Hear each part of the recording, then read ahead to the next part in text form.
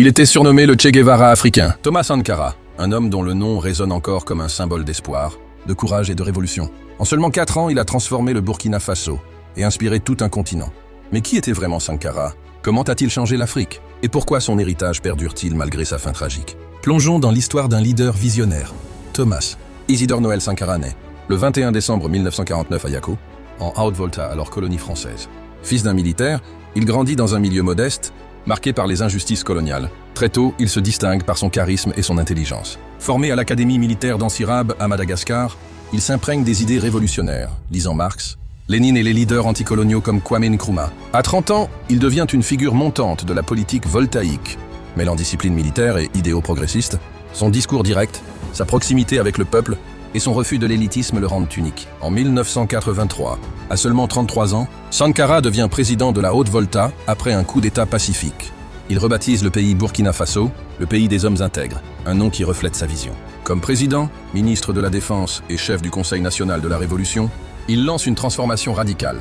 Il rejette l'aide internationale humiliante et promeut l'agriculture locale, lançant des campagnes de reboisement, luttant contre la désertification et réduisant la dépendance alimentaire. Il construit des écoles, vaccine des millions d'enfants et combat l'analphabétisme. Il promeut l'émancipation des femmes, interdisant la polygamie forcée et encourageant leur participation politique. Vivant modestement, il réduit les salaires des fonctionnaires, y compris le sien, et remplace les voitures de luxe par des Renault 5. Sur la scène africaine, Sankara devient une voix puissante. Lors des sommets de l'Organisation de l'Unité africaine, il dénonce le néocolonialisme, critique les dettes imposées par l'Occident et appelle à l'unité africaine. Son slogan « Osons inventer l'avenir » inspire une génération. Il n'était pas seulement un président, mais un révolutionnaire qui voulait une Afrique libre, digne et souveraine. Le 15 octobre 1987, à 37 ans, Sankara est assassiné lors d'un coup d'État orchestré par son ancien frère d'armes, Blaise Compaoré. À Ouagadougou, le Burkina Faso plonge dans le silence et Compaoré prend le pouvoir, effaçant peu à peu les réformes de Sankara. Des rumeurs circulent, implication de puissances étrangères, peur de son influence grandissante. Son corps est enterré à la hâte, mais son esprit reste vivant.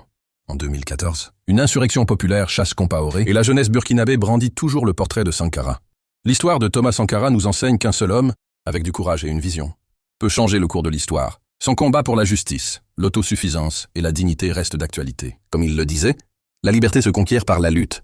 Aujourd'hui, Sankara vit dans chaque Africain qui rêve d'un continent uni et prospère. Osons, nous aussi, inventer l'avenir.